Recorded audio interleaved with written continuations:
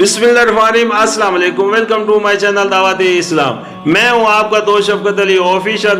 उम्मीद करता हूं कि आप सब लोग ईमान के आला दर्जे पे होंगे।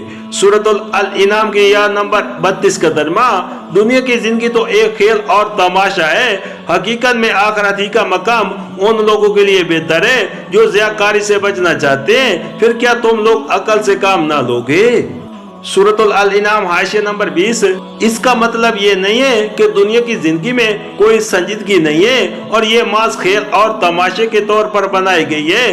दरअसल इसका मतलब ये है कि आखिरत की हकीकी और पायदार जिंदगी के मुकाबले में ये जिंदगी ऐसी है जैसे कोई शख्स कुछ देर खेल और तफरीह में दिल बहलाए और फिर असल संजीदा कारोबार की तरफ वापस हो जाए। नेज़ा उसे खेल और तमाशे से तशबीह इसलिए भी दी गई है कि पहले हकीकत के मनफी होने की वजह से बेबसारत और ज़हर परस्त इंसानों के गलत फहमियों में मुब्तला होने के बहुत से असबाब मौजूद हैं और उन गलत फहमियों में फंसकर लोग हकीकत नफ्सुल अमरी के खिलाफ ऐसे ऐसे अजीब तर्ज अमल इख्तियार करते हैं जिनकी बदौलत उनकी जिंदगी माज एक खेल और तमाशा बनकर रह जाती है। मसलन जो शख्स यहाँ बादशाह बनकर बैठता है उसकी हैसियत हकीकत में थिएटर के उस मसनूई बादशाह से मुख्तलिफ नहीं होती जो ताज पहनकर जलवा फरोज होता है और उस तरह हुक्म चलाता है कि गोया वो वाकया बादशाह है,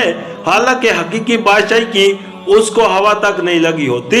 डायरेक्टर के एक इशारे पर वो मजदूर हो जाता है, कैद किया जाता है और उसके कत्ल तक का फैसला सादिर हो जाता है। ऐसे ही तमाशे इस दुनिया में हर तरफ हो रहे हैं।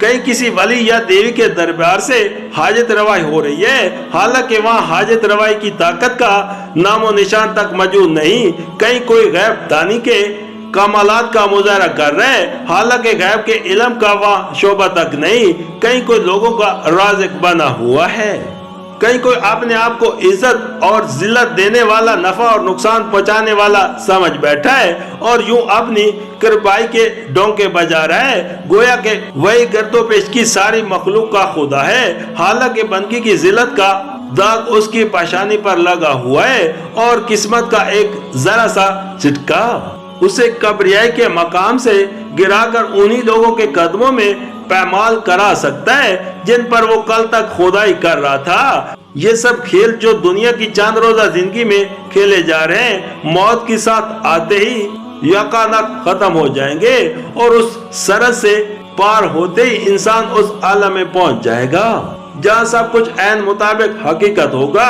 और जहाँ दुनियावी जिंदगी की सारी गलत फहमियों के छिलके उतार कर हर इंसान को दिखा दिए जाएंगे कि वो सदाकत का कितना जोर अपने साथ लाया है, जो मेजबान हक में किसी वजन और किसी कदर कीमत का हामिल हो सकता है।